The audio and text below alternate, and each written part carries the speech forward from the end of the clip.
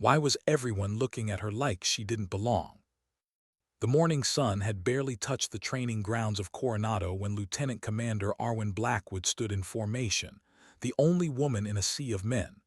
Rows of hardened SEAL operators lined up in perfect symmetry, broad shoulders, identical stances, quiet confidence radiating like heat off asphalt. She stood among them, silent, unreadable, her posture even sharper than theirs. But no one missed the tension. Not the officers, not the instructors, and especially not the man walking down the line, Admiral Victor Hargrove. He was old-school iron discipline, tradition carved into bone. His 30 years in special warfare had earned him medals, scars, and a reputation that silenced rooms. But it had also left him with one unspoken belief. There was no place for women in his SEALs. He stopped in front of her. "Lieutenant Commander Blackwood," he said, voice flat as a blade, "your cover is 1 centimeter off regulation alignment." It was perfect. But she didn't flinch. "Yes, sir. I'll correct it immediately, sir." A faint smirk crossed the face of Lieutenant Orion Thade, 3 positions down, square jaw, smug eyes. The kind of man who didn't need to say anything to make his contempt known. Around him, a few operators shifted, hiding quiet grins. Admiral Hargrove didn't smile. He didn't need to. The point was made. He continued down the line, leaving behind the faint scent of coffee and command authority. When he reached the end of the formation, his voice carried over the courtyard. Today's evolution, extended maritime extraction under enemy observation. 15 miles offshore approach, structure infiltration, package retrieval, full combat load. Even the veterans among them didn't move, but their eyes told the truth. This was brutal for day 15 of the program. Normally, this kind of test came at the end, not the middle. "Command has accelerated the timeline," Hargrove added. His gaze flicked toward Arwin, almost casually. "Some candidates may find the adjustment challenging." She didn't look up, didn't react, but the message was clear. The test wasn't for the class, it was for her.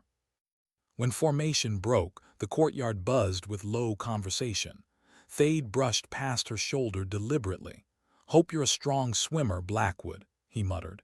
"Extraction weights got heavier overnight." Arwin didn't answer. The only movement was a small tightening around her eyes.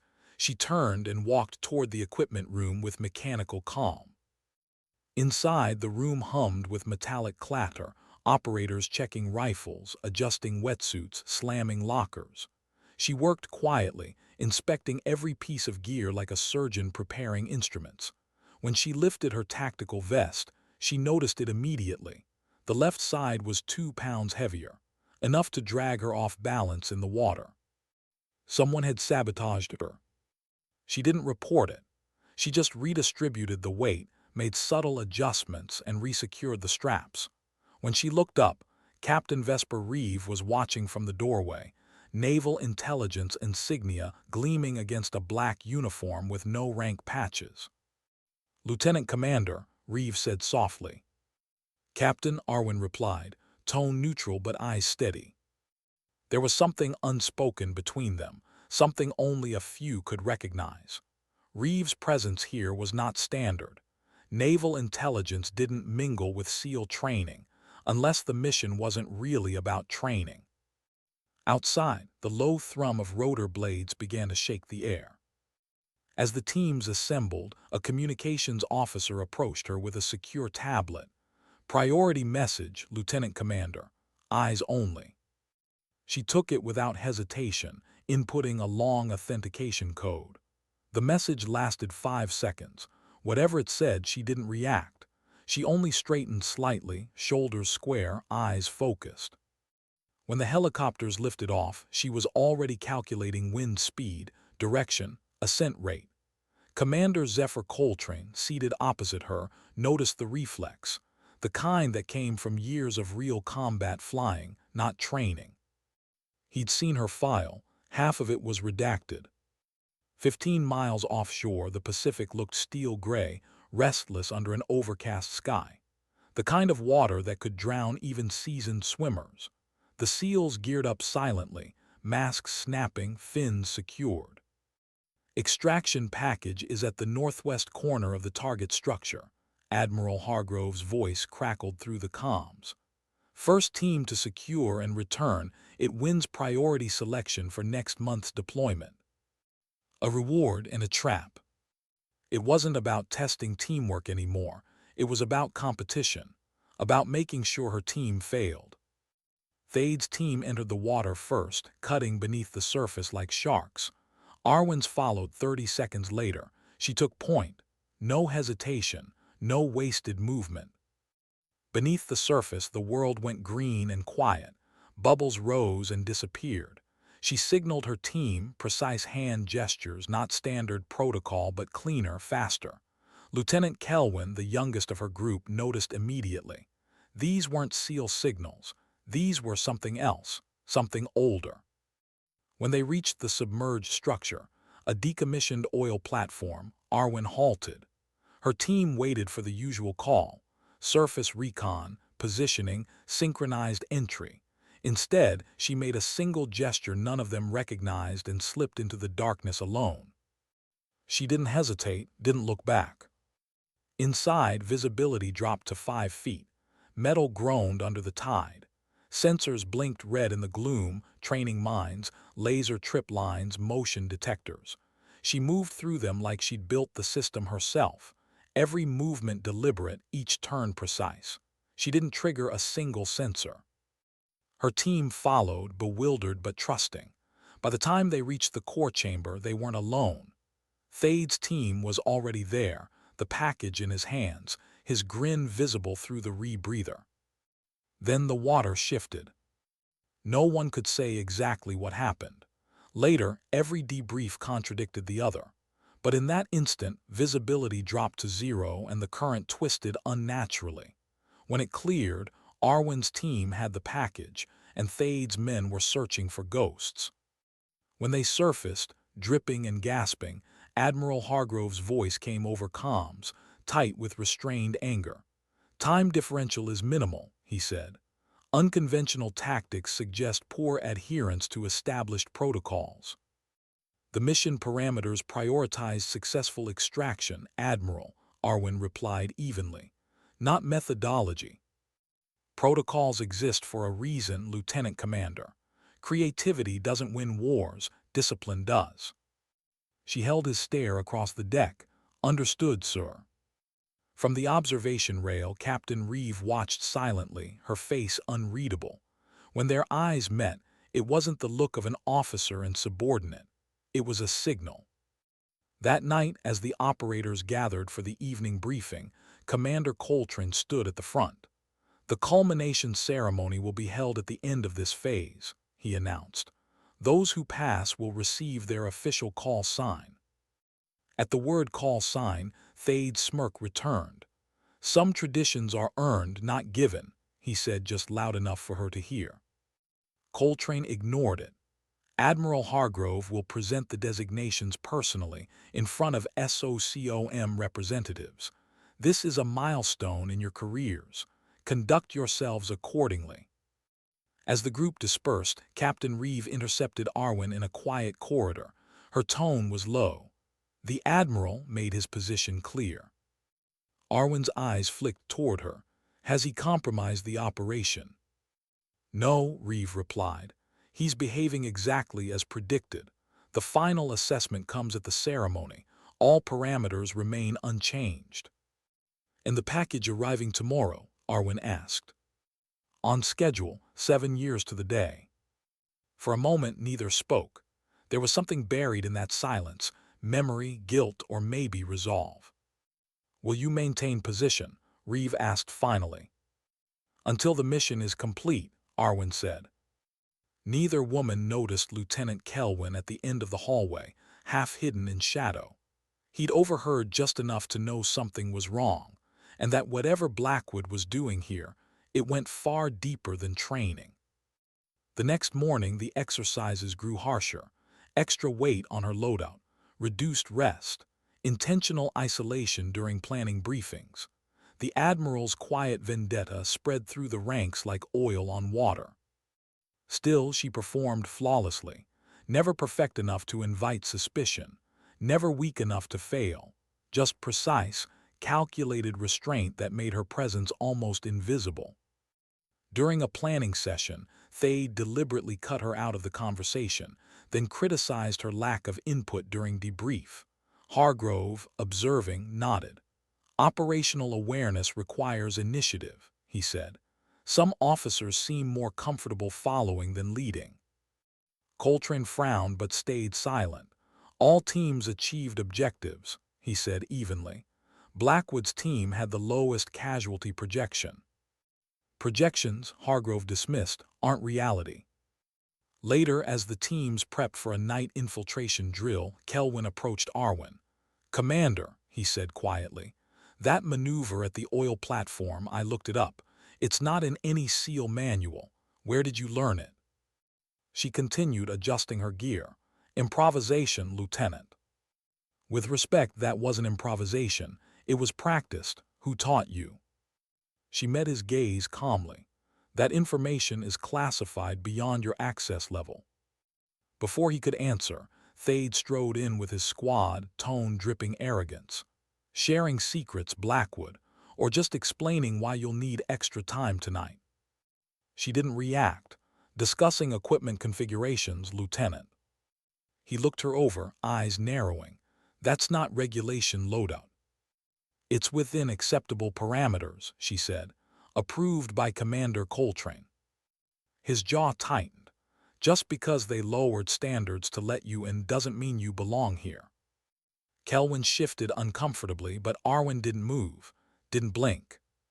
"We should focus on mission readiness," she said simply. Thade leaned close, voice a whisper meant to wound. "You think surviving 15 days here makes you one of us. You have no idea what real operators face when the world burns and there's no backup coming." Something flickered behind her eyes then, dangerous, controlled. "I understand more than you might think, Lieutenant." He smirked. "Prove it, tonight my team against yours, no restrictions." Before anyone could speak, Coltrane's voice cut through the tension. "Enough. This isn't about personal challenges." "With respect, sir," Thade said, "competition reveals truth." Coltrane studied him, then turned to her. "Lieutenant Commander." "I have no objection," she said quietly. "Adaptability under pressure is always worth testing." The room went still. "Very well," Coltrane decided. "Tonight's evolution will feature direct competition, full tactical autonomy, standard safety protocols apply." As the teams filed out, Captain Reeve appeared beside Coltrane, eyes following Arwin. "Interesting modification to the schedule."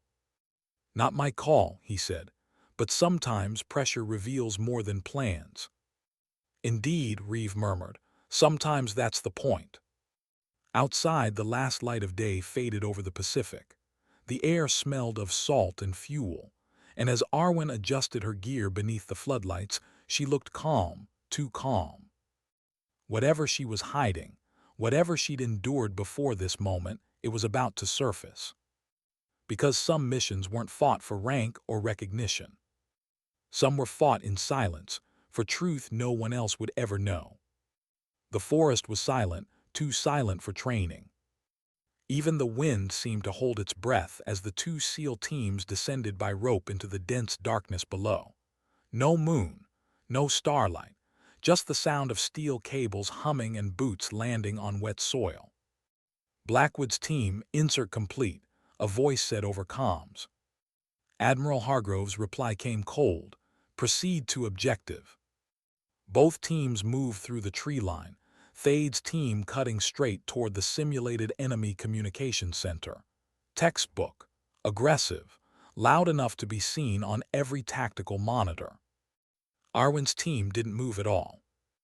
Minutes passed, nothing. Their beacons showed no progress.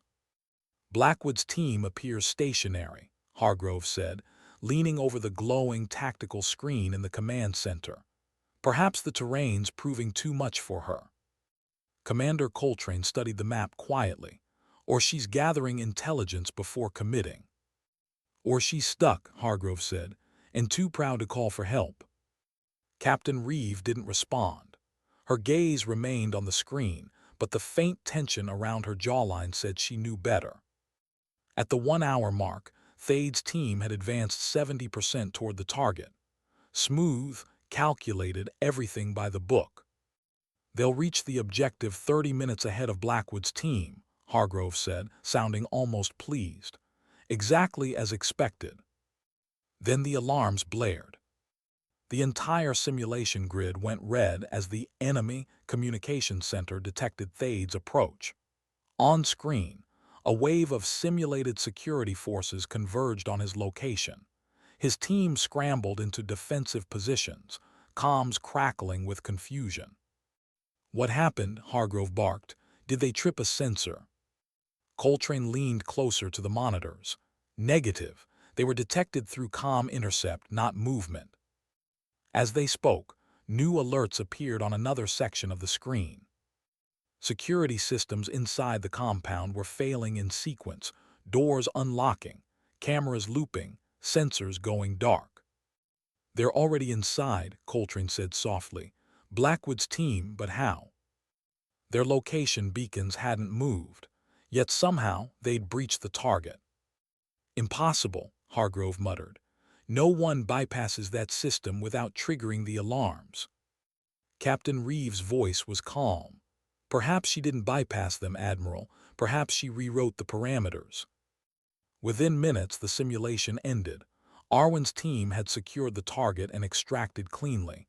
No casualties, no detection, not a single simulated shot fired.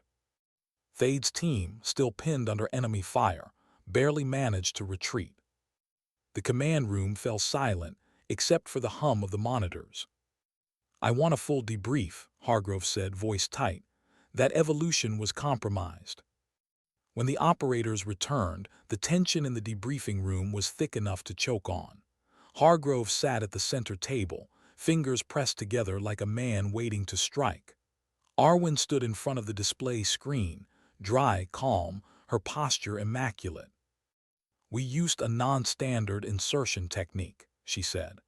"By diverting along this ravine system, we avoided the primary sensor grid entirely." "That ravine doesn't exist on the maps," Coltrane said. "It's a seasonal drainage channel," she replied. "You'll only find it if you analyze satellite imagery from the monsoon months." Thade leaned forward, frustration breaking through. "Even if that's true, you covered the distance too fast. That's impossible." She didn't flinch. "We modified our gear configuration, adjusted weight distribution. It increased efficiency by 22%. Hargrove's jaw clenched. "Those modifications aren't part of SEAL doctrine." "No, sir," she agreed. "They were developed for specific operational requirements." "And the comm intercept. How did you pull that off without specialized equipment?" For the first time, her composure wavered, just slightly. "We reconfigured standard comm units using modified protocols." "Impossible," Thade snapped. "Those radios don't have that capacity." "Not in standard form," she said. "But with certain adjustments learned during prior deployments, functionality expands considerably." The Admiral's hand slammed against the table. "Enough. You're using classified techniques without authorization. I don't know who you think you are, Lieutenant Commander, but you're not above regulation." Silence. Her voice, when it came, was even quieter than before. "With respect, Admiral, portions of my training record are classified beyond this briefing's clearance level." Hargrove's eyes narrowed. "I have Alpha 9 clearance. There's no operation in naval special warfare I can't access." Something subtle flickered behind her eyes, a hint of knowledge she didn't voice. "Yes, sir," she said simply. The meaning landed like a silent explosion. If even his clearance couldn't access her record, then she'd been part of something outside normal command structures, something he wasn't cleared to know. Captain Reeve stepped forward. "Admiral, Perhaps this discussion would be better continued in a secured setting. Lieutenant Commander Blackwood's performance met every mission parameter. Hargrove didn't answer immediately. He just stared at Arwin as if seeing her for the first time. "This isn't over," he said finally. "No, sir," she replied softly. "It is." Later that night, the corridors of the facility were quiet. Fluorescent lights buzzed faintly overhead. Arwin sat alone in her bunk, the glow of a tablet illuminating her face. On the screen, classified correspondence, layers of encryption, timestamps dating back 7 years. She read silently, expression unreadable. A knock came at her door. Captain Reeve stepped in, closing it behind her. She activated a small device. A low hum filled the room, a counter-surveillance field. "The Admiral's digging," she said. "He's requesting your full service record from Personnel Command." "They'll send the official version," Arwin replied. "He's also reaching through unofficial channels, former COs, old teammates." Arwin didn't look up, as expected. Reeve watched her closely. "He's getting desperate. That makes him dangerous. It also makes him predictable. The culmination ceremony is in 3 days. The timing isn't ideal." Arwin finally looked at her. "The timing is perfect. His pride will keep him from acting until then." Reeve hesitated. "And the package?" "In your quarters," Arwin said. "Good." "Still no word from our ghost." "Silent," Arwin said. Then, after a pause, "But if they're going to move, it'll be at the ceremony. It's the last window." Reeve nodded slowly. 7 years, Arwin. "Some debts," she said, "can only be repaid in full." The next morning's evolution was urban warfare, close quarters, multi-level structure, the kind of scenario that blurred lines between training and combat. Hargrove watched from the control tower beside a visiting Marine General, Hayes, a woman known for her calm authority. "Lieutenant Commander Blackwood," Hayes said, watching her move through the monitors. "I've read her file, impressive service record." "On paper," Hargrove replied curtly. "Reality can be less impressive." "I understand she's been performing well." "Temporary success," Hargrove said.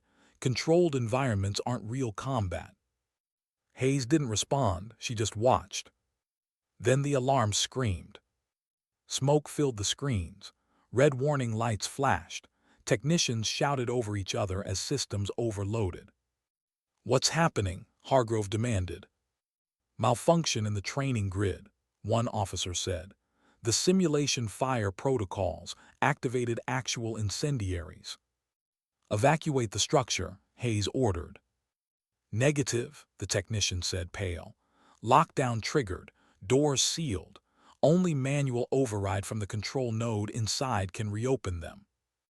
Operators scrambled inside the smoke-choked building. Most found alternate exits, but one team, Thades, was trapped. The feed showed them coughing, visibility dropping to nothing. "Get me comms," Hargrove barked. "Intermittent," came the reply. "Last transmission said they're moving toward the east shaft." Then another monitor flickered. Arwin's team, moving toward the fire. "What the hell is she doing?" Hargrove growled. "Her orders are to evacuate." General Hayes's voice was calm. "She's heading for the control node." Through the haze, cameras caught glimpses of her, helmet low, mask sealed, moving fast and silent. When she reached a blocked corridor, she sent her team toward the exit and went on alone. "That's a direct protocol violation," Hargrove snapped. "She's saving lives," Hayes murmured. In the feed, Arwin reached the sealed door separating her from Thade's trapped team. She knelt, tools flashing in the dim light. 30 seconds later, the door released. "How did she override that?" Hargrove whispered. No one answered. She disappeared again into the smoke, reappearing minutes later at the control node. Hands flying across the panel, she input a sequence too fast to follow. Then the alarm ceased. The suppression system activated. Water rained through the facility as systems reset. When the operators emerged, soaked but alive, Medical teams were waiting. Thade sat on the ground coughing, mask half off. He watched her pass by, calm, uninjured, as if nothing had happened. "How'd you know the bypass sequence?" he asked hoarsely. "That's proprietary tech. Even I don't have clearance for that." She paused, turning her head slightly. "Sometimes training includes things that aren't written down." "That wasn't training," he said, eyes narrowing. "Nobody gets access to those protocols except—" He stopped mid-sentence. The realization hit him. "Except who, Lieutenant?" she asked quietly. He didn't answer. Before he could, Hargrove's voice cut through the hallway. "Lieutenant Commander Blackwood, my office, now." The Admiral's office was cold, ordered, lined with framed commendations. She entered, standing at attention. "How did you access those systems?" he demanded. "Standard emergency override," she said evenly. "Don't lie to me. That sequence isn't standard." "Then perhaps my previous assignments were relevant," she replied. "I've read your record," he snapped. "There's no mention of specialized systems training." "Not all training appears in accessible records, Admiral." He stepped closer, face inches from hers. "Who are you really working for? CIA, DIA, some black unit off the books?" "I'm a naval officer completing assigned training, sir. Nothing more." "We both know that's not true," he hissed. "Whatever game you're playing, it ends now." "No games," she said softly. "Just a mission." Something in her voice made him hesitate. "You're confined to quarters," he said finally. "Effective immediately." "That would violate direct orders from Naval Command," she replied. "I am Naval Command," he said coldly. The tension crackled in the air until a knock came at the door. Captain Reeve entered, crisp and professional. "Admiral, General Hayes has requested Lieutenant Commander Blackwood's presence for debrief regarding the system malfunction." "She's not available," Hargrove snapped. "The General insisted," Reeve said smoothly. After a long pause, Hargrove relented. "Fine, but this conversation isn't over." "It rarely is, sir," she replied. Once outside, Reeve led her not to any debriefing, but to a restricted communications room. She closed the door, locked it, activated a scrambler. "The malfunction wasn't a malfunction," she said. "Deliberate sabotage. Someone used access codes that were supposed to be deleted after the Song Juan incident." Arwin froze. "Those codes belonged to Admiral Hargrove," Reeve finished. The silence stretched. "He's either forcing our hand," Arwin said, "or being manipulated. Either way, the timing's perfect. 2 days before the ceremony, with half of Special Warfare Command coming to watch." "Then we wait," Arwin said. "Changing plans now would expose us. The ceremony's our window." Reeve studied her. "You've carried this for 7 years if you're wrong." "I'm not," Arwin said quietly. "When the truth shows itself, he'll reveal everything without even realizing it." The room fell silent again, filled only by the hum of encrypted systems. Then a small notification flashed across the console. "Priority message." One line of text. "Widow protocol initiated. Stand by for package delivery." Reeve looked up. Arwin's face didn't move, but her heartbeat quickened just enough to feel it. It had begun. The mission that had haunted her for 7 years was finally coming to an end. And this time, there would be no hiding. What if the person you trusted most to lead you had been the one who betrayed you? That question kept echoing in Arwin's mind as she stood on the balcony outside her quarters the night before the ceremony. The ocean stretched into darkness, endless, cold, honest. Waves didn't lie. Men did. Below, the compound buzzed with preparations. Sailors stringing flags, technicians running diagnostics on the lighting grid, security teams sweeping hallways for explosives or surveillance. From a distance it looked ceremonial, but to Arwin it looked like a trap waiting to close. She leaned against the rail, fingers tightening on the cool metal. Somewhere down there, the package had already arrived. The final piece of a 7-year-old mystery buried beneath classified files and false commendations. Widow Protocol initiated. The words from that encrypted message hadn't left her head. A knock sounded. Captain Reeve entered quietly, uniform pressed sharp enough to cut glass. "The Admiral's been packing his office for an hour," she said. "He's spoken to Washington twice. He's nervous." "He should be," Arwin said softly. Reeve came to stand beside her, following her gaze over the ocean. "You ready?" Arwin's answer was calm, almost detached. "I've been ready since Song 1. The name hung between them like a ghost. 7 years earlier, North Korea. The black site compound hidden inside the mountains. 6 SEALs captured during an unauthorized reconnaissance. Officially, the mission never happened. Unofficially, it destroyed everything Arwin was before that night. No one ever learned how the hostages were recovered, how the rescue force got in and out without leaving a trace. The files called it a miracle. Those who whispered about it called the rescuer by a name no one dared say aloud. Iron Widow. And tomorrow, that name would surface again.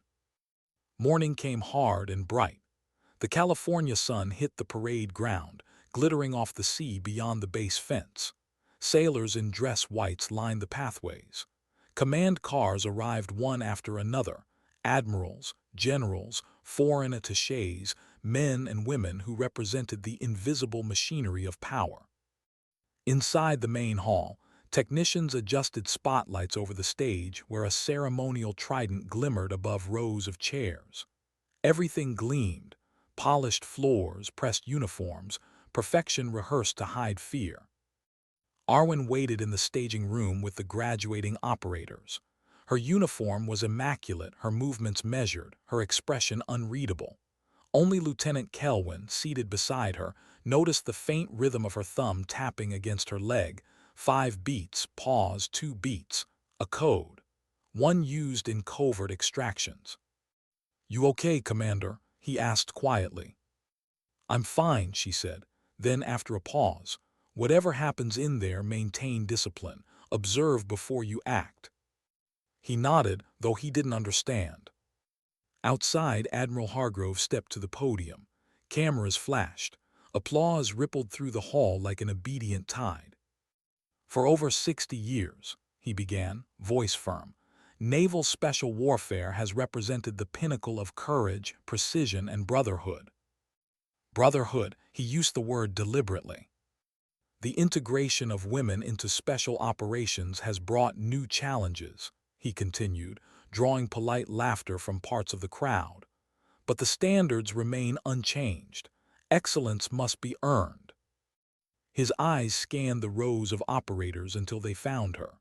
The smallest flicker of satisfaction crossed his face, one last attempt to remind her who held the microphone. The ceremony began. One by one, candidates were called forward. Each received a chalice of salt water, drank, and accepted their call sign: Beacon, Warden, Ghost Dog. Each name came with a short story, a tribute to valor under pressure. When Lieutenant Thade's turn came, Hargrove smiled. For leadership under duress during the Omen exercise, Lieutenant Thade will be known as Beacon. Applause, cameras. Thade saluted, pride radiating from him like heat. Then silence. Only one name remained: Arwin Blackwood. Hargrove took his time, shuffling papers he didn't need. Finally he looked up, voice carrying through the hall. "Lieutenant Commander Arwin Blackwood." She rose. The sound of her heels on the polished floor echoed louder than applause. Each step toward the stage felt deliberate, measured. She could feel the eyes, the judgment, curiosity, resentment, but she didn't look at any of them, only at him. When she stopped in front of the podium, the Admiral held up the final chalice. "Before we proceed," he said, turning slightly toward the audience, "perhaps the Commander would like to share her most significant operational achievement. After all, these call signs reflect more than performance. They reflect character." The murmurs started instantly. This wasn't procedure. No other candidate had been asked to justify themselves. Arwin's voice remained calm. With respect, Admiral, my operational record includes classified deployments. I'm not authorized to discuss them. Of course, Hargrove said with feigned understanding, turning back to the crowd. Convenient. A few polite chuckles answered him. He faced her again, eyes gleaming with cruelty dressed as civility. Tradition must be observed. Tell us, Commander, what call sign were you assigned by your peers? The trap was obvious. He'd ensured she'd been isolated. No team input, no nomination. By protocol, she should have no answer. But she did. Iron Widow, sir. The words landed like a detonation. For a heartbeat, no one breathed. Then the Admiral's hand trembled. The chalice slipped from his grip, crashing against the stage. Salt water spread across the floor in a slow, shimmering pool. His voice came out barely audible. That's not possible. Arwin didn't move. 7 years ago, she began, 6 SEAL operators were captured during a covert operation in North Korea.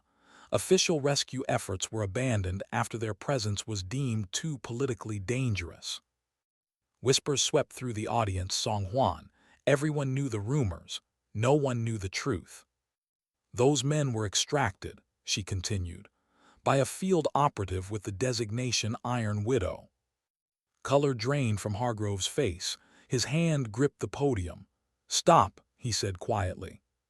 She didn't. That operative recovered all 6 SEALs alive, despite sustaining critical injuries. From the second row, Thade stood abruptly. His voice cracked. You carried me 3 miles through the mountains. I never saw your face. Gasps spread. Hargrove staggered back a step, the weight of realization breaking his command mask. Captain Reeve stepped forward from her seat near the stage. The crowd turned as she reached up, unpinned her naval intelligence insignia, and revealed a small Admiral star beneath it. Rear Admiral Vesper Reeve, she announced clearly. Lieutenant Commander Blackwood's identity as Iron Widow has been classified at the highest levels for 7 years. Her participation in this program was part of a long-term counterintelligence operation. The room erupted in a storm of whispers, camera flashes, disbelief. Hargrove's voice trembled. This is irregular, this ceremony. Reeve's tone cut cleanly through the noise. So was your attempt to publicly humiliate an operator under your command. From the rows of operators, one by one, men began to stand. The survivors of Song Hwan were among them. Each raised a salute, not the ceremonial kind, but the kind that carried the weight of lives owed.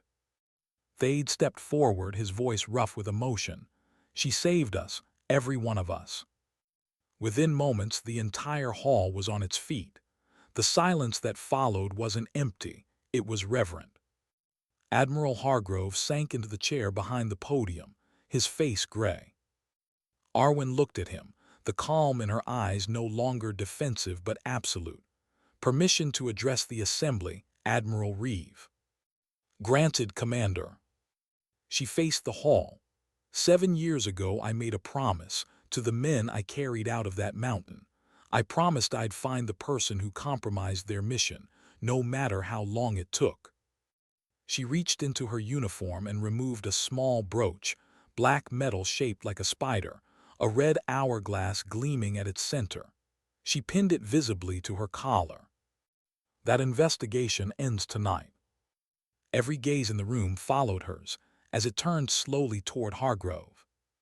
The Song Hwan mission was compromised through an unauthorized data access at Naval Intelligence, she said. Those access codes belonged to Admiral Victor Hargrove. He rose, shaking his head. I was in a classified briefing that day. I couldn't. You left the room for 23 minutes, Reeve said quietly. Security logs confirm it. That doesn't prove intent, he shouted. It could have been negligence, someone using my terminal. Which is exactly why Lieutenant Commander Blackwood was embedded here, Reeve said.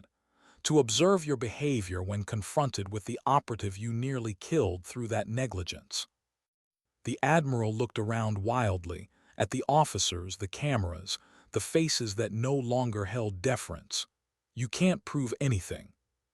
Maybe not in court, Arwin said softly, but the truth doesn't always need a verdict. Thade stepped forward again, removing the new trident pin from his uniform and placing it on the stage before her. This belongs to you, Commander.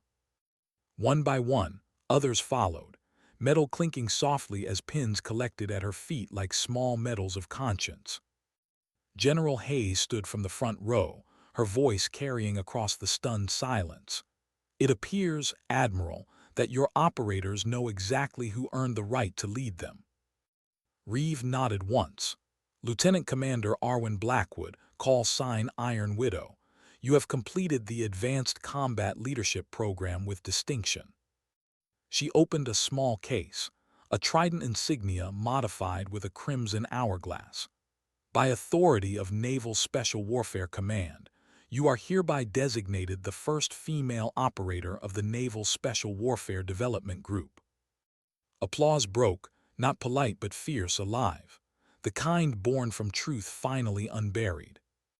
Arwin accepted the insignia with quiet grace. Her eyes flicked once toward the window, toward the ocean beyond, as though saluting something only she could see. Hargrove remained seated, face pale, eyes distant. Whatever mask he'd worn for 3 decades was gone. In the corner of the hall, Kelwin watched her with something close to awe. For the first time since training began, he understood the silence she carried. It wasn't pride. It was burden, the kind that only came from years spent hiding who you were to protect what mattered. As the ceremony ended, operators filed out in orderly lines. The cameras stopped flashing. The applause faded. Only the sound of the ocean outside remained. Arwin stood alone on the stage, the trident and the widow pin catching the last reflection of daylight through the window. Somewhere behind her, Reeve's voice broke the silence. It's done. No, Arwin said quietly. It's just finally over. Reeve looked at her, seeing both exhaustion and relief settle into one expression. 7 years, she said. Was it worth it? Arwin turned the brooch in her fingers, the tiny red hourglass glinting like a drop of blood. Worth it? Maybe not, but necessary. The Admiral was escorted out the back, 2 security officers walking him through the corridor in silence. There would be paperwork, hearings, quiet retirements disguised as health leaves. The Navy would move on. It always did. But for once, truth had spoken louder than rank. Outside, the evening light spilled gold across the courtyard. Arwin stepped into it, breathing in the salt air, feeling the weight of 7 years finally lift from her chest. The applause was gone, the mission complete. All that remained was the echo of her own quiet conviction. Sometimes justice doesn't roar. Sometimes it simply stands still and lets the guilty see themselves. What happens when the mission ends, but the purpose does? The night after the ceremony, Coronado was quieter than it had been in years. The floodlights around the compound burned steady and pale, throwing long shadows across the concrete. Somewhere out on the bay, a bell buoy clanged softly against the tide. Inside the training center, the echo of applause had long since faded. What remained was silence, thick, uncertain, and oddly heavy. The kind of silence that comes after truth finally steps out of the dark. Arwin sat alone in her quarters. The door was locked, the lights dim. Her dress uniform jacket hung neatly over a chair, the new insignia resting in its small case beside it. On her desk sat a file, thin, official, marked debrief pending. She hadn't opened it yet. Her eyes stayed fixed on the widow pin lying in her palm. The tiny red hourglass glowed faintly in the low light, its metal edges worn from years of being hidden beneath fabric. To anyone else, it was a symbol. To her, it was a memory she'd carried like shrapnel. A knock came at the door, 2 soft raps, a pause, then one more. The pattern wasn't military, it was familiar. "Come in," she said quietly. Rear Admiral Reeve entered, still in her formal uniform, cap tucked under her arm. She didn't speak right away. She just studied Arwin's face, the calm mask that never quite slipped. "The official debrief is at 800, Reeve said finally. "Naval Intelligence wants a full reconstruction of the investigation and your conclusions regarding Hargrove's involvement." Arwin nodded once. "I'll have it ready." Reeve hesitated. Was it worth it? The question hung there, heavy as lead. Arwin didn't look up. "You already know the answer." "Maybe," Reeve said softly, "but I want to hear it from you." Arwin set the brooch down carefully. 7 years ago, 6 men were left in a hole halfway across the world. Their lives were collateral damage. The man responsible built a career out of pretending it never happened. Tonight, that ended. So yes, Admiral, it was worth it. Reeve nodded slowly. "He'll be transferred under quiet orders, officially health reasons. Unofficially, he won't hold another command." "The Navy protects its own," Arwin said without bitterness, "even when it shouldn't." "Sometimes," Reeve said, "it also learns from its mistakes." They stood in silence for a while. The hum of the air system was the only sound. "You've done what few could," Reeve said. "You've changed something bigger than a command. The female integration program will continue with your input." Arwin looked out the window toward the ocean, where faint searchlights swept the dark water. "Change doesn't start with policy, Admiral. It starts with how they look at you in the field. That takes time." Reeve allowed a rare, faint smile. "You just shortened that time by a decade." Arwin turned back to her, finally meeting her gaze. "What happens now?" "That's up to you," Reeve said. "Your record will be restored to active status. The cover assignment is finished. You could return to intelligence or stay with development group. Instruction, command, research. You've earned the right to choose." "Freedom," Arwin murmured, half smiling. "Feels strange after so long on mission." "It'll come back to you." Reeve moved toward the door, then paused. "You know, most operators don't survive 7 years under deep cover, let alone finish their mission. You did both." Arwin didn't answer. Her eyes drifted back to the widow pin, still gleaming faintly under the light. When Reeve left, the silence returned, soft, familiar, almost comforting. Arwin leaned back in her chair and let herself breathe, really breathe, for the first time in years. Her pulse still carried that quiet rhythm of constant readiness, but beneath it was something new: release. She found the truth, she exposed it, but part of her still didn't feel at peace. Because peace was never part of the deal. The next morning, the training center felt different. Operators moved through the halls quieter than usual. Their glances toward her were no longer dismissive or doubtful. There was something else in their eyes now. Respect, maybe, or something heavier: recognition. Lieutenant Thade caught up with her outside the debriefing room. The last time he'd spoken to her, his voice had dripped with arrogance. Now it carried something else entirely. "Commander," he said, standing straighter than she'd ever seen him, "I owe you an apology." "You don't owe me anything," she said. "Actually, I do," he replied. 7 years ago, you carried me out of hell. I didn't know your name then, but I remembered your voice. You said I wasn't going to die in that place." She looked at him, really looked. The scar across his temple, the stiffness in his shoulder, the remnants of that night written across his body. "I remember," she said quietly. "I've lived with that promise ever since," he said. "But knowing who made it, it changes things." "The promise mattered," she said, "not the name behind it." "Maybe," he said, "but the name deserves to be known." He hesitated, as if choosing his next words carefully. "For what it's worth, Commander, you belong here. You always did." She nodded once. No smile, no dramatics, just a quiet acknowledgement between two soldiers who'd seen the same kind of dark. When he left, Lieutenant Kelwin approached, his expression a mix of curiosity and admiration. "Commander, I have to ask, how did you keep your cover? with everything they threw at you. She adjusted the cuff of her sleeve. Training teaches endurance under pressure. I just applied it differently. He smiled slightly. That's one way to put it. He hesitated, then added, It's an honor, ma'am, being trained by you. Honor earned, she said. You've got time. As he walked off, Arwin looked around the facility, the same halls that once echoed with mockery and doubt. Now they carried something else, possibility. Later that afternoon, she met Reeve at the pier. The ocean stretched wide and calm. The sun sat low, painting the waves gold. Intelligence Command wants a full operational report within 72 hours, Reeve said, handing her a data drive. Everything from Song Juan to the ceremony. Arwin accepted it. They'll classify it again. Of course, the truth always gets buried somewhere.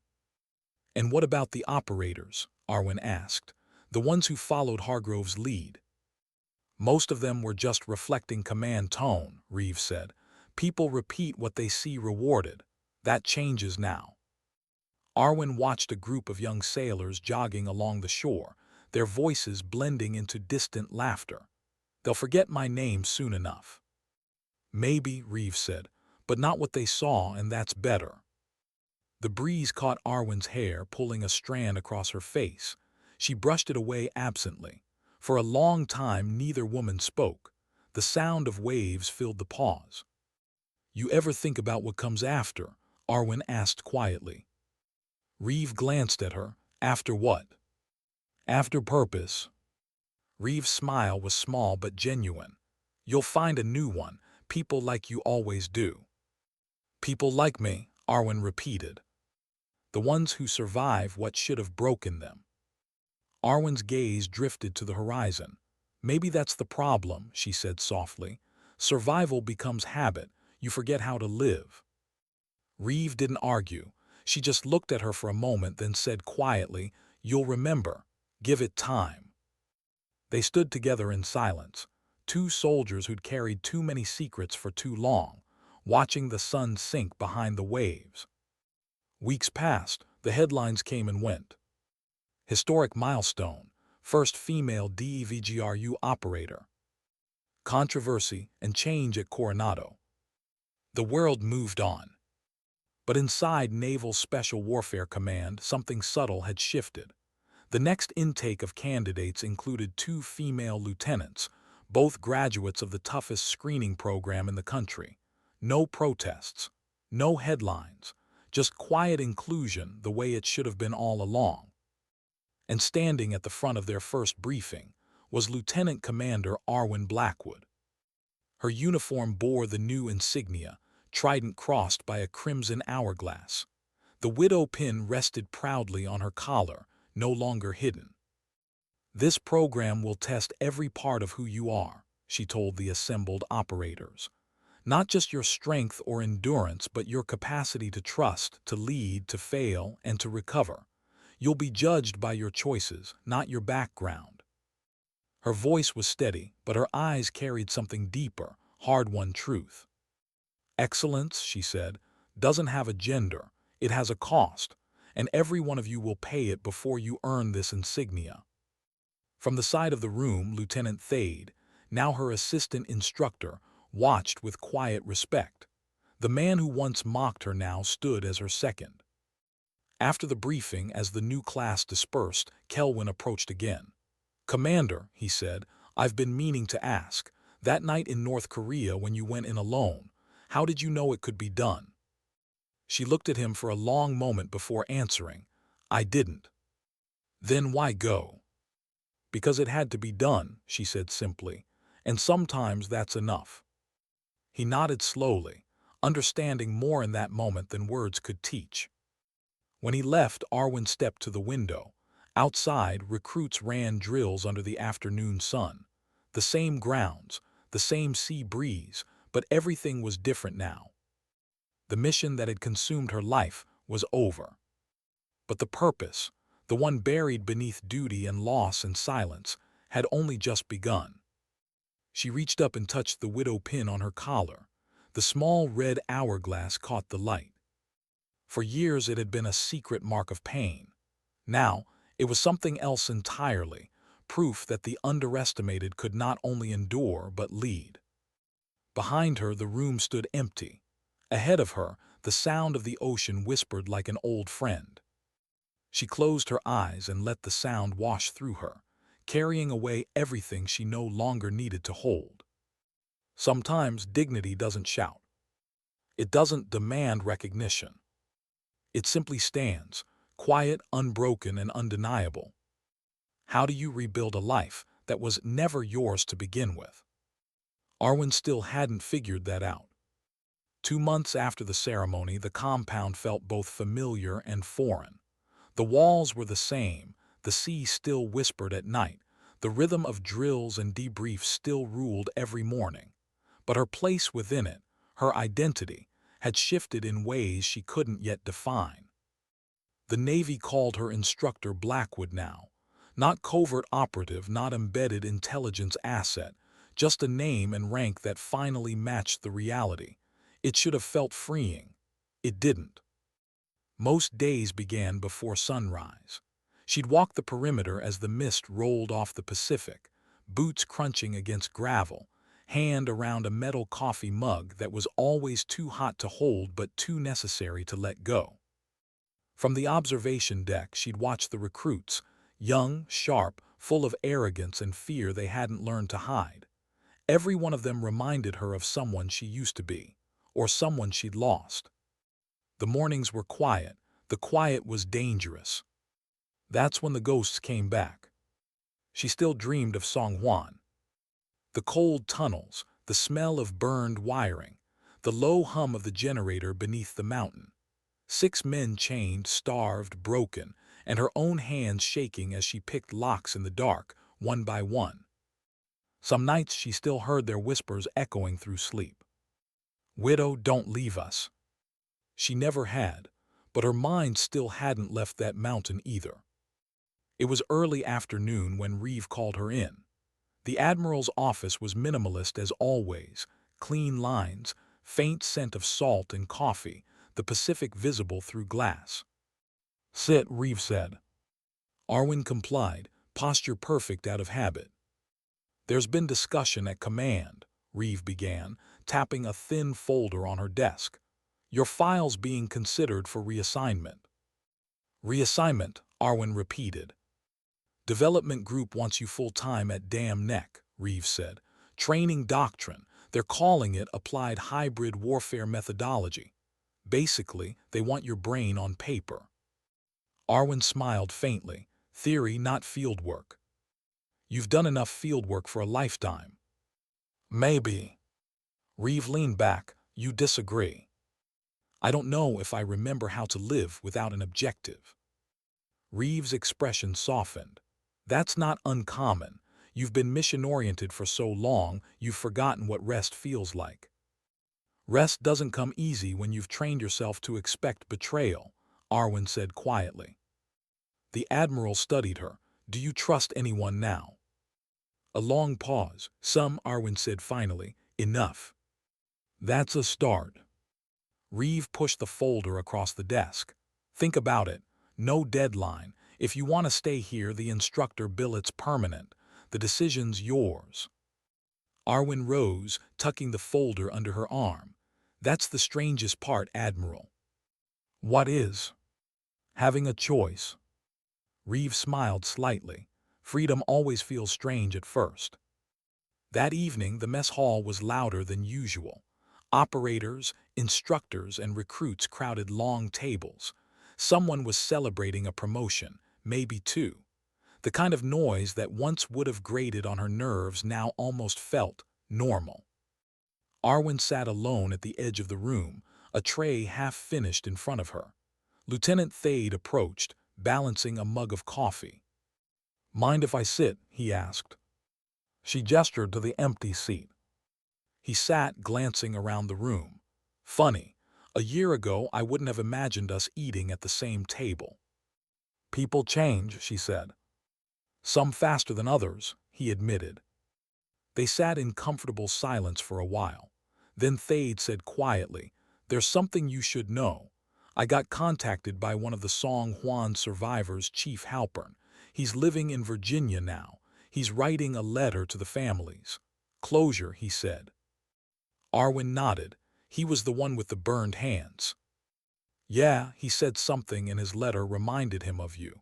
That you told him once, pain isn't the enemy. It's the reminder that you're still alive. She smiled faintly. He must have been listening. Thade hesitated. You ever think about visiting them, the survivors?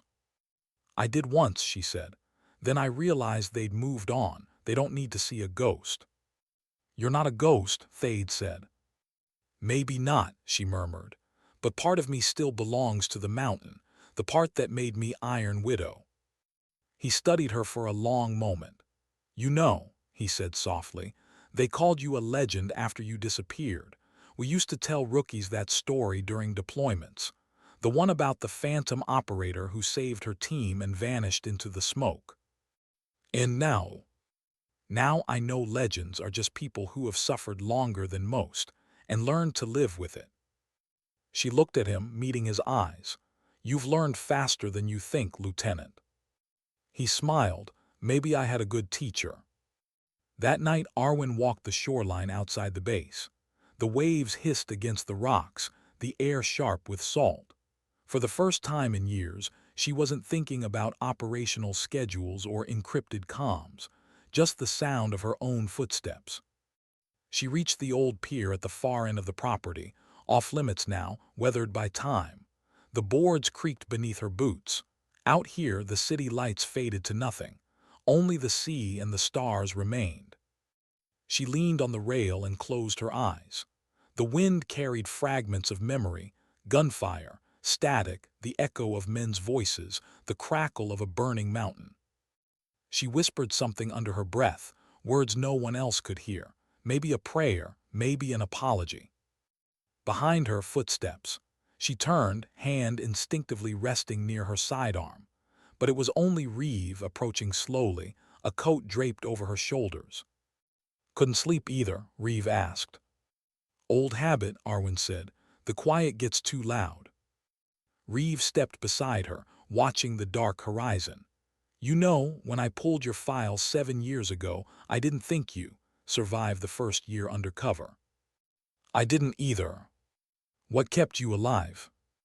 Arwin's eyes stayed on the water. Hope, the smallest kind, the kind you don't admit to anyone. Reeve nodded slowly. The invisible kind. Exactly. They stood in silence, two soldiers bound not by orders, but by something quieter, understanding. Finally, Reeve said, You ever wonder why they called you Iron Widow? Arwin half smiled. It started as an insult. They said I'd kill any man who got close to me. Did you? Only the ones who deserved it. Reeve laughed softly. Fair. Then quieter, you know it fits in another way. Iron endures, widow mourns, you're both. Arwin didn't reply, but her gaze softened. Reeve looked at her watch. I'll leave you to it, don't stay out too long, even ghosts need rest. As she left, Arwin whispered, I'm trying. She turned back toward the horizon. Somewhere beyond it, operations she'd once run were still active. Ghost teams, covert programs, buried truths. She could have returned to that world, but tonight she didn't want to. For the first time in her adult life, she wasn't defined by mission reports or code names, just her own name, Arwin. She looked down at her reflection rippling across the black water. For a moment, she didn't see the Iron Widow. She saw a woman who'd been brave enough to come home. Weeks later, Arwin stood in front of a classroom again. The new recruits listened in rapt silence as she described an urban infiltration scenario. She learned to teach not through bravado but through stillness. Her calm commanded attention more than any raised voice ever could. At the end of the lecture, a young ensign raised her hand.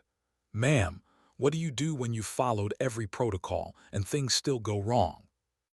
Arwin paused. Her gaze drifted toward the window where sunlight spilled through blinds. Then you lead, she said simply. Because leadership doesn't mean having the answers. It means having the courage to move anyway. The ensign nodded. The class ended. As the room emptied, Thade lingered in the doorway. "That was good," he said. "Teaching or therapy?" she asked. "Both." He smiled faintly, then added, "There's talk in the barracks that the Iron Widow story going into the official archives. They're declassifying Song Juan." 7 years too late," she said. "Better late than never." She picked up her notes, tucking them neatly into her folder. "History will write what it wants. I just hope it gets the lesson right." "What's the lesson?" "That silence isn't weakness," she said. "It's survival until it's time to speak." That night she returned to her quarters and found a small envelope slipped under the door. No name, no markings, just a wax seal, an old symbol she recognized immediately, the widow's hourglass. Inside was a note, handwritten in ink. "You did what needed to be done. The mountain's finally quiet." No signature, just coordinates somewhere in the Pacific, and a final line. "If you ever want to fly again, follow the tide." Arwin folded the note carefully, tucking it into her jacket pocket. She didn't know what it meant yet. Maybe a mission. Maybe a message from someone she thought dead. But something in her chest stirred, a faint, familiar pulse of purpose. Outside her window, the sea glimmered under the moonlight. She stood there a long time, watching the tide roll in. Freedom didn't mean the absence of mission. It meant choosing which battles were worth fighting. And as the waves crashed softly against the shore, Arwin realized something she hadn't dared believe in years. She wasn't done yet. Why would someone drag her back into a life she'd finally escaped?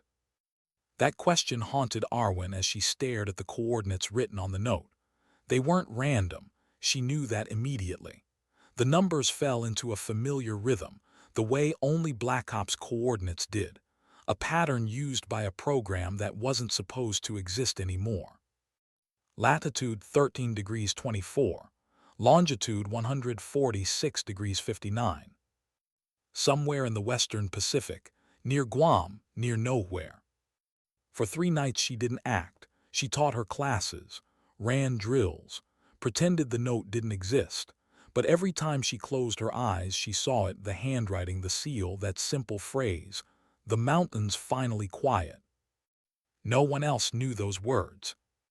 They were the last message sent from her handler before he vanished 7 years ago, the man who had extracted her from Song Juan under gunfire and told her, "Widow, you're not done until the mountain stops screaming." He'd been presumed dead. Now someone wanted her to believe otherwise. 3 days later, she went to Reeve's office. The Admiral was reviewing a logistics report when Arwin walked in without knocking. Reeve looked up, eyebrow raised. "You never knock. That usually means trouble." Arwin placed the folded note on her desk. Reeve unfolded it, eyes narrowing as she read. "Where did this come from?" "My quarters." "Anyone see you pick it up?" "No." Reeve stared at the coordinates again. 1324 north, she frowned. "That's near the Mariana Line, restricted zone." "I know." "Who sent this?" "I think it's Sable." The Admiral's gaze snapped up. "Sable, dead. His aircraft went down near the Ryukyu chain. We recovered nothing but debris." "Debris doesn't mean body," Arwin said quietly. Reeve leaned back in her chair, thinking. If this is legit, it could be a retrieval signal, or a lure. Either way, I need to find out. Reeve studied her. "Arwin, you just closed one mission. You want to start another before the last scar healed." "I don't want to," Arwin said. "But if Sable's alive, I owe him. He saved me twice." Reeve was silent for a moment, then she exhaled, resigned. "Officially, I can't authorize this. Unofficially." "I was never here." Reeve nodded. "Exactly." The C-40 transport took off at night. No manifest, no record, just her, a duffel bag, and the soft vibration of engines over an endless ocean. She hadn't worn tactical gear in months. but slipping into it again felt like coming home, the weight of the vest, the press of the headset against her ear, the comforting silence of solitude. She tried not to think of what waited ahead, but the memories kept rising anyway. Sable's voice over comms, rough and calm at the same time. "Widow, you run point. I'll cover the back. No one gets left." He'd been her shadow through half her covert life. Handler, mentor, something more complicated she never defined. When he disappeared, she buried that grief under the next mission and never looked back. Now the tide was pulling her back to him. She landed at Anderson Air Base, Guam, under a maintenance manifest. No one questioned her. DVGRU clearance still opened doors. The coordinates led to a small airstrip 70 miles east, near an abandoned weather station from the Cold War. She rented a jeep, drove for hours through tropical brush until the road turned to mud and the jungle swallowed sound itself. When she reached the coordinates, there was nothing. No station, no people, just the sound of insects and the weight of heat. She walked the perimeter twice, scanning. Then she saw it, a glint of metal beneath overgrown vines. A hatch. She crouched, brushing away dirt until she found an old keypad. Half-rusted, dead. She exhaled, then whispered under her breath, "If you're out there, this better not be a ghost chase." She tried the old widow access code. Nothing. Then as she turned to leave, the keypad blinked once, faint red, then green. The hatch hissed open. Inside, darkness. She descended the ladder, flashlight sweeping over concrete walls. The air smelled of dust and salt. At the bottom, a narrow corridor leading to a sealed blast door. Symbols she hadn't seen since the early Black Cell days. Orion Division. Her breath caught. Orion was gone. Disbanded, wiped from every database. Or so she'd been told. The blast door opened with a mechanical groan. The chamber beyond was dimly lit, a small control room, walls lined with old terminals and a single active console. On the desk, a single object, a field tablet. And on it, a message blinking. "Widow, if you're reading this, I'm already gone. Don't come looking for me. Come finish what we started." Project Echo, FILES ENCRYPTED under Sable 9. They're still running it.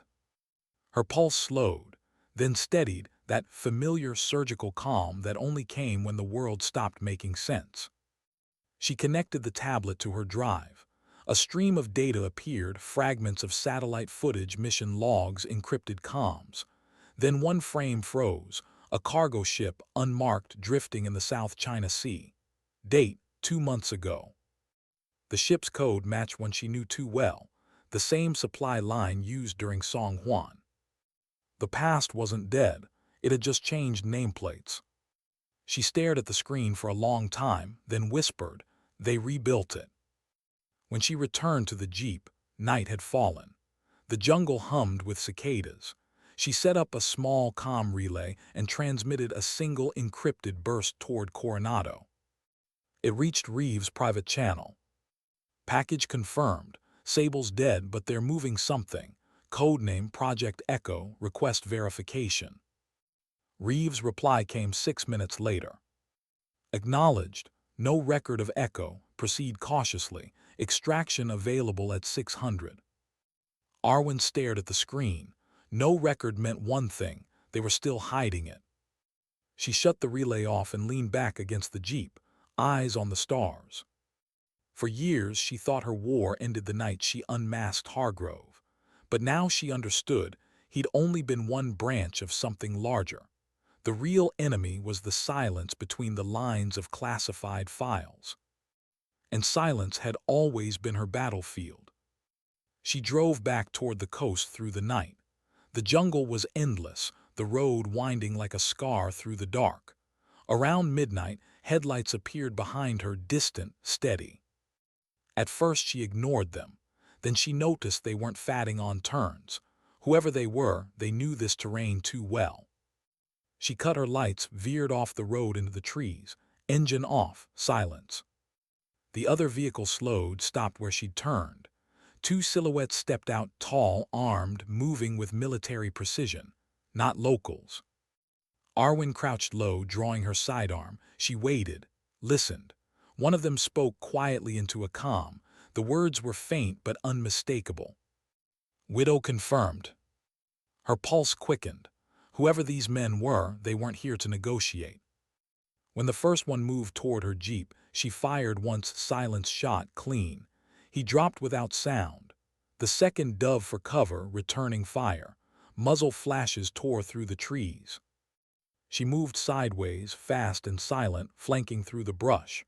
2 shots, then nothing but the sound of leaves settling. She approached cautiously, both targets down, unmarked uniforms, no insignia, but when she checked their tags, Orion Division serials. Her hands trembled slightly.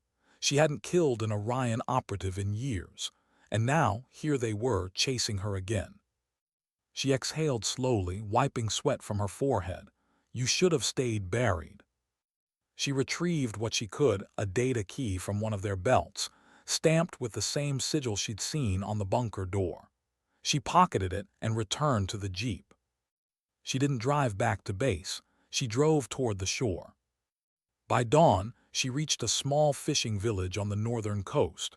She rented a satellite uplink from a local tech shack and connected the Orion data key. Files decrypted instantly, Sable's encryption signature embedded inside. The first file was a recording, grainy, audio distorted by wind. Widow, if you found this, it means I failed. They took Echo out of Blacksite storage. They're testing the same neural interface tech from Song Huan. It's not about weapons anymore. It's about control.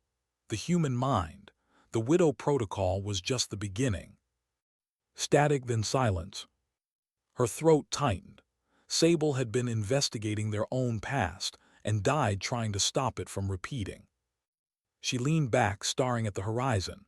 The ocean was calm again, deceptively peaceful. For years, she thought Iron Widow ended with her name being cleared. But maybe it had never been about names. Maybe it was about systems, about what happened when power lost memory of morality. Her comm buzzed Reeve again. Status. She hesitated, then replied. Alive, but it's not over. Sending you coordinates. You'll need to see this yourself. Understood, Reeve answered. Do not engage further. Return to base. Arwin didn't reply. She shut the comm off. Her reflection stared back at her in the laptop's dark screen. Tired, steady, eyes lined with years of war that didn't show on paper. She closed the laptop. If Sable had died for the truth, she wasn't going to bury it again. She looked back at the sea, the faint line of dawn breaking across the horizon. Freedom wasn't walking away from the fight. It was knowing when to return to it on your own terms. The world thought Iron Widow was finished. They were wrong. How many times can a person walk out of the dark before realizing the dark never really ends? Arwin stared out the plane window as the Pacific drifted beneath her. The flight back from Guam was quiet military transport, unregistered. Just her and the low hum of engines slicing through clouds. She hadn't told Reeve everything. Not yet. The bunker, the operatives, the files, she'd encrypted the raw data on a separate drive. A piece of insurance, the way Sable once taught her. Never show your last card, Widow, not even to your own command. She still didn't know who had left the note in her quarters. Maybe it really had been Sable before he died. Or maybe someone else wanted her to find that site. Someone trying to draw Iron Widow out of hiding again. She thought she'd buried that part of herself. But the truth was simpler. Iron Widow was never a disguise. She was the part of Arwin that refused to die when everything else did. Coronado was gray with overcast when she landed. The smell of salt and oil hit her like memory. She stepped off the transport with her duffel slung over one shoulder, nodding at the silent deck crew before heading toward the operations wing. Rear Admiral Reeve was waiting in her office. She didn't look surprised. You went off-grid for 72 hours, Reeve said flatly. That's not a minor infraction, Arwin. That's desertion by protocol. I didn't desert, Arwin said calmly. I followed a lead you'd have buried in red tape until it vanished. Reeve's jaw flexed. You found something. I found proof that Project Echo exists, and it's using the same neural interface tech from Song Huan. They didn't end the program, Admiral. They evolved it. Reeve stood slowly. You have the data. Arwin placed a drive on the desk. Some of it, the rest is offline. Reeve picked it up, weighing it in her palm as if it were heavier than metal. You realize what you've done. This implicates branches beyond Naval Command. CIA, DARPA, possibly even Homeland Integration. If you push this, you'll be up against the entire structure. Arwin's voice was low. Then the structure needs to answer for what it built. Reeve exhaled, running a hand through her hair. You're not a ghost agent anymore, Arwin. You're back in the light. If you make this public. I'm not making it public, she interrupted. Not yet. But if I die suddenly, the files go to every major outlet in the country, automatically. Reeve stared at her. You really think I'd? I don't think anything, Arwin said softly. I've learned not to. The Admiral's anger faded into something more human: fatigue. You're playing a dangerous game. I'm not playing. I'm finishing what Sable started. Reeve sat back down, voice quiet but sharp. Then tell me, Commander, how far are you willing to go this time? Arwin didn't answer. She just looked out the window where the ocean shimmered beneath the clouds, endless and cold. That night she sat in the empty shooting range. The metallic scent of oil and gunpowder filled the air. Her rifle, the same one she used during the Song Huan extraction, rested across her lap. She hadn't fired it since the ceremony, but muscle memory was its own language. She loaded one round, aimed downrange and squeezed. The recoil hit like memory, sharp, controlled, final. The shell casing clinked against the floor. The sound echoed longer than it should have. Behind her, someone clapped once, slow. She didn't turn. If you wanted to sneak up on me, you failed. Didn't try, said Thade's voice. You'd have heard me 3 steps in. He walked around to her side, leaning against the divider. Reeve told me you went off-grid. She's covering for you. She shouldn't, Arwin said. She's not doing it for you. She's doing it for what you represent. Arwin reloaded, chambered another round. And what's that exactly? Proof, he said quietly. That truth still survives the system built to bury it. She fired again, another clean shot. He watched her for a moment. You know they're going to come after you, right? Whoever's running this Project Echo thing, you just painted a target on yourself. I've had one for years. Yeah, he said, but this time you don't have a team. She glanced at him. Don't I? Thade hesitated, then smirked. Guess I walked into that one. She almost smiled, almost. Then she lowered the rifle and said softly, Sable, dead. He nodded. Reeve told me. They killed him to keep this buried, and if they're experimenting again, someone else will die next. Thade crossed his arms. Then let's stop it. This isn't a training op, Lieutenant. Neither was Song Huan, he said. Their eyes met soldier to soldier, mirror to mirror. For the first time since Guam, she felt something flicker inside her chest that wasn't just anger. It was purpose. The next morning, Arwin sat alone in the data lab, reviewing the decrypted files from Sable's key. Most of it was corrupted, fragments of comm logs, maps, biometric readings. But one file stood out, a video feed dated only 2 weeks prior. She played it. The footage showed a sterile room, white walls, medical equipment, a figure restrained to a table, electrodes along their temples, and above them, a neural feedback scanner marked Echo 3. The camera panned briefly toward the technician recording the experiment, his badge clear for only 1 frame. Reeve's blood ran cold when she saw the name. Dr. Viancy Hargrove. Admiral Hargrove's brother. It wasn't over, not even close. She copied the frame, enhanced it. The badge listed a facility ID she didn't recognize, Ares Dynamics, Nevada Division. A civilian front, private defense contractor. Of course, they'd privatized the research, made it untouchable by military oversight. Arwin leaned back, staring at the frozen image of the technician. The Hargrove family legacy, one brother disgraced, another carrying the torch. The system really did protect its own. She whispered under her breath, "You buried the body but kept the ghost." That night she went to Reeve again. This time she didn't knock either. Reeve looked up from her paperwork. "I know that face," she said. "You found something worse." Ares Dynamics, Arwin said, dropping the printed still frame on the desk. "They're running echo experiments on civilians, probably veterans." Reeve's color drained. "You're sure?" "I'm sure, look at the badge." Reeve did, the silence stretched. Finally, she said, "This crosses into federal jurisdiction. The Navy can't touch this without authorization." "Then we won't go as the Navy," Arwin said. "You're talking about an off-book incursion," Reeve said. "That's treason." Arwin's voice was calm. "Treason against who, Admiral? A system that experiments on its own people, or a truth that refuses to stay buried?" Reeve's expression softened, almost painfully. "You remind me of who I used to be." "You still are," Arwin said quietly. "You're just better at hiding it."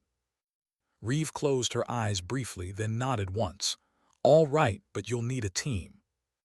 "I already have one." "Thade and Kelwin," Arwin said. "They've both seen enough to stop asking questions." Reeve studied her a long moment. "Then listen carefully. If this operation fails, if you're caught, I will deny everything. There won't be extraction, no backup. You'll disappear." "I already did once," Arwin said. Reeve almost smiled. "Then disappear again, Commander, but this time on your own terms." By the next night, the team was gone. No formal departure, no paperwork, just 3 people in plain clothes driving out of Coronado under fog and silence. Kelwin handled logistics, quiet and efficient. Thade drove. Arwin sat in the back seat, eyes scanning the horizon. None of them spoke for the first hour. Then Kelwin finally asked, "Commander, you think we'll make it back?" Arwin's answer was steady. "That depends." "On what?" "Whether truth's worth the cost this time." The headlights cut through the mist, the coastline fatting behind them. Ahead, Nevada. Behind, everything they'd once sworn to protect. Arwin leaned her head back, eyes half closed. She thought of Sable's message, of his voice one last time. "You're not done until the mountain stops screaming." Maybe this was the echo of that mountain, the sound of the past still calling her forward. And as the miles rolled away beneath the tires, the Iron Widow began to rise again, not as vengeance, not as legend, but as the quiet reckoning that power always feared most. She reached into her jacket, feeling the widow pin between her fingers, cold, sharp, certain. Sometimes redemption doesn't come from peace. Sometimes it comes from finishing the fight you never asked for. And this time, she wasn't walking alone. What would you give to finish a mission that never really ended?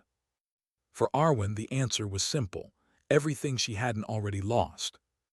The road into Nevada stretched endless, pale sand, jagged hills, a horizon that looked like it had been burned clean by the sun. The desert had always made her uneasy. Too open, too honest, no shadows to hide in.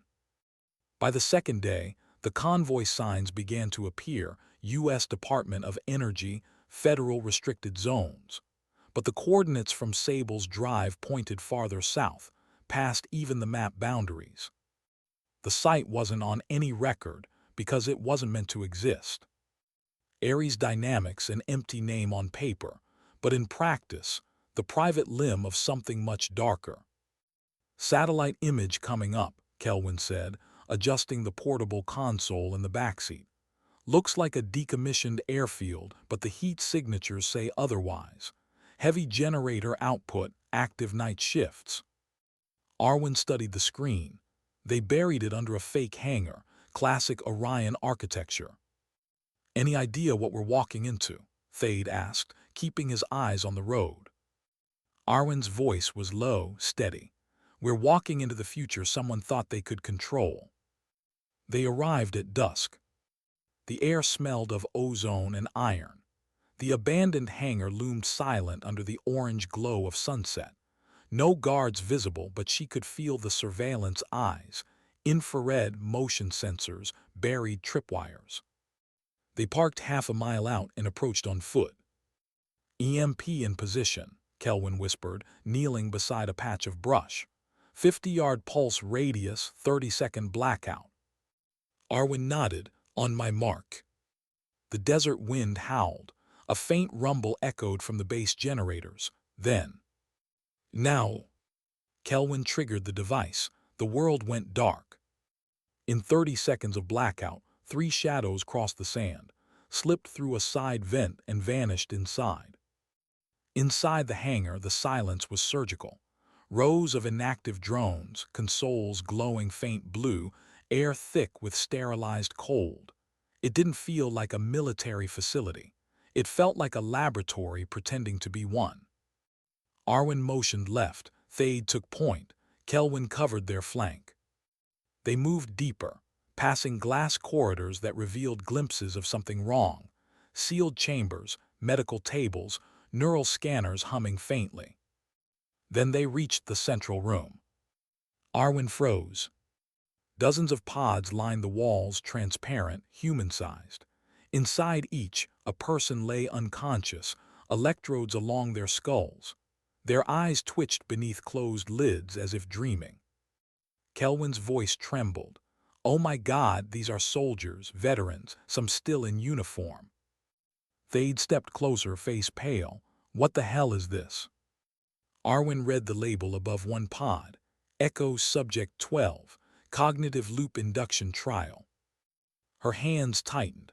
They're mapping neural trauma patterns, replicating combat instincts, turning memory into weapon code. Kelwin looked sick. They're copying the way soldiers react to fear. No, Arwin whispered. They're copying the way we endure it. On the far wall, a glass door marked control slid open automatically. A man stepped out, white lab coat, calm smile, recognition in his eyes. Lieutenant Commander Blackwood, he said, we've been expecting you. She raised her weapon. Dr. Hargrove. He spread his hands. No need for dramatics. You're here because you understand what we're doing. I understand you're using people as test subjects. He tilted his head. Volunteers, veterans who couldn't reintegrate, were giving their pain a purpose. Thade's voice was low and cold. That's not purpose, that's slavery. Hargrove chuckled softly. Slavery? Hardly. We're preserving the instinct of survival. The Widow Protocol was the prototype, wasn't it? A neural imprint designed to make a human being unstoppable under duress. You were proof of concept. Arwin's stomach turned. You built Echo off me. Of course, he said calmly. You're the blueprint. You survived where others broke. We extracted your combat telemetry after Song Juan. Your resilience became data, the baseline for Echo. The room spun for a moment. Her silence, her endurance, her years of suffering. They had been studying it, replicating it. Thade stepped forward, gun shaking slightly. You used her. Hargrove smiled faintly. We perfected her. That was the moment Arwin stopped listening. She fired. The bullet shattered the glass behind him, grazing his shoulder. He staggered, blood blooming through white fabric. Thade grabbed her wrist. Commander. I'm done talking. Alarms blared. Red lights filled the room, doors sealed automatically. Hargrove stumbled toward the control panel. You can't stop it. It's self-sustaining now. Every neural pattern, every echo cycle, it's all part of the next generation. Arwin moved. 2 steps, 1 motion, hand on his collar. She slammed him against the glass. Shut it down. He coughed, laughing through blood. You think killing me will stop it. You can't kill an idea. Watch me. She threw him aside and accessed the console. Layers of encryption scrolled across the screen. She typed faster than she'd breathed in years, fingers flying, breaking code after code. EMP, she barked. Still charging, Kelwin said. We've got maybe 1 minute before backup arrives. Make it count. She accessed the core controls. The screen flashed. Echo neural link active, host count 47. Her chest tightened. 47 people linked. If I sever the power grid, the neural feedback could kill them. Thade looked at her, and if you do, they'll stay trapped, living someone else's memories. For a second she saw herself in them, eyes fluttering beneath closed lids, mind replaying pain that wasn't even their own. Then she knew what Sable meant when he said the mountain had to go quiet. EMP ready, Kelwin said. On my mark, Arwin replied. She entered one last command, overriding the safety locks. Purge sequence manual. Commander, Thade asked. She placed her hand on the activation panel. When it hits 0, trigger the pulse. Thade hesitated. You'll be inside the radius. I know. Then let me. No, she said softly. This was always mine to finish. Kelwin's voice cracked. 30 seconds. Arwin looked through the glass at the sleeping soldiers. For the first time, they didn't look broken. They looked free, suspended between pain and peace. She whispered, you deserved better than this. She turned back to the panel. 10 seconds. The system voice echoed through the room, neural sync disengaging. Warning, biofeedback imminent. 5. She closed her eyes. For 7 years, she'd been haunted by the sound of others dying in her place. Now, she could finally give silence back to them. 2. 1, she whispered. Kelwin triggered the EMP. A flash of white ripped through the room. Consoles exploded, glass shattered, the red lights dimmed into darkness. Then nothing. Silence. When Arwin opened her eyes, she was lying on the floor. Her ears rang, her hands shaking. The smell of ozone and smoke filled her lungs. The pods were dark, still, peaceful. Thade knelt beside her, eyes wide. You're alive. She coughed, not for lack of trying. Kelwin stumbled over, face streaked with soot. It's done. Systems fried, there's nothing left. Arwin struggled to sit up. Her hand brushed the widow pin still clipped to her vest. The red enamel had cracked, the hourglass split down the center. She smiled faintly. Good. Thade helped her to her feet. Let's go before the whole place blows. They made it out through the vent as black smoke filled the hangar. Behind them, the facility burned quietly, no explosions, no dramatic fireball, just the slow collapse of something built on lies. Hours later, they reached the edge of the desert. The sky was streaked pink with dawn. Reeve's transport waited, she'd come herself. When Arwin stepped out of the jeep, Reeve's eyes went straight to her face. You did it. Arwin nodded once. Echo's gone. Collateral. 47 test subjects. Brain activity stable. They'll live. Reeve exhaled deeply, shoulders loosening. And Hargrove didn't make it. Reeve didn't ask how. She didn't need to. Thade handed over the remaining drive. Everything's on here. You'll want to burn it twice. Reeve accepted it silently. You realize this will never make the record. Arwin smiled faintly. Good. Some things don't belong in history books.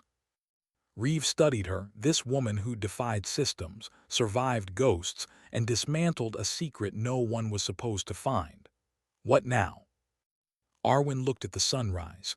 I don't know. Maybe I'll finally learn to live. Reeve's voice softened. You already are. A month later, Arwin stood at the same pier where it had all begun, the Pacific stretching endlessly, the salt wind cool against her face. The base behind her was alive with training again. New recruits, new hope. Thade and Kelwin were reassigned to instruction. Reeve had quietly retired. The files from Ares were buried somewhere deep, classified to oblivion. And Arwin, she stayed. Not because of duty, but because peace, she realized, wasn't somewhere you reached. It was something you built, piece by quiet piece. She leaned against the railing, watching the sun climb. For the first time, it didn't remind her of the past. A small child ran along the pier, a sailor's daughter maybe, laughing as her father lifted her high into the light. The sound made Arwin smile. That's what freedom sounded like, not the silence after battle, the laughter that came after. She reached into her pocket and pulled out the broken widow pin. Half an hourglass, edges worn smooth. She let it fall into the sea. The tide took it without hesitation. "Rest now," she whispered, "the mountain's quiet." The wind carried her words away, scattering them over the waves. She turned and walked back toward the base, toward drills, toward noise, toward life. No more ghosts, no more secrets, just breath. Sometimes dignity doesn't speak. It doesn't need to. It simply acts. And for the first time in 7 years, Iron Widow finally laid her armor down, not in surrender but in peace.